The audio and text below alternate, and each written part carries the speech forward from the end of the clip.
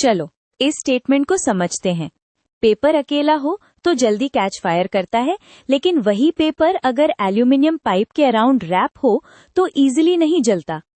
हमें रीजन बताना है कि दोनों सिचुएशंस में डिफरेंस क्यों आता है।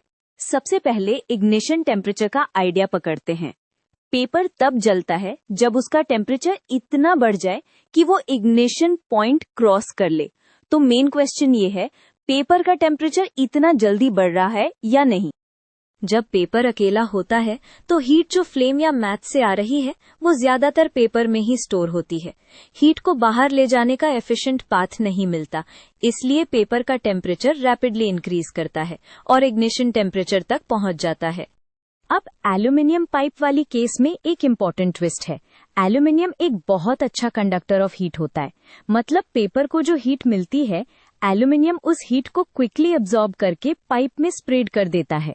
सो पेपर के पास हीट अक्यूमुलेट नहीं होती।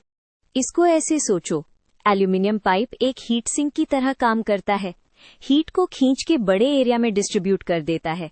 जितना हीट पेपर को मिला उतना ही तेजी से एल्यूमिनियम में चला गया, तो पेपर का टेम्परेचर इग्निशन पॉइंट तक पहुंचने से पहले ही कंट्रोल में रह जाता है। एक और हेल्पफुल पॉइंट, एल्यूमिनियम पाइप की मास भी यूजुअली कॉपर से काफी ज्यादा होती है।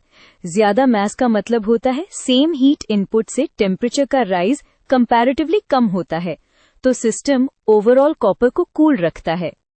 टू फाइनल कंक्लूजन, ये पेपर अकेला हो तो हीट लॉस कम, टेम्परेचर फास्ट राइज होता है और इग्निशन हो जाता है। एल्यूमिनियम पाइप के अराउंड रैप हो तो हीट कंडक्शन से एनर्जी क्विकली पाइप में ट्रांसफर होती है। पेपर इग्निशन टेम्परेचर तक नहीं पहुंचता, इसलिए इजीली नहीं जलता। बस यही कोर रीजन है।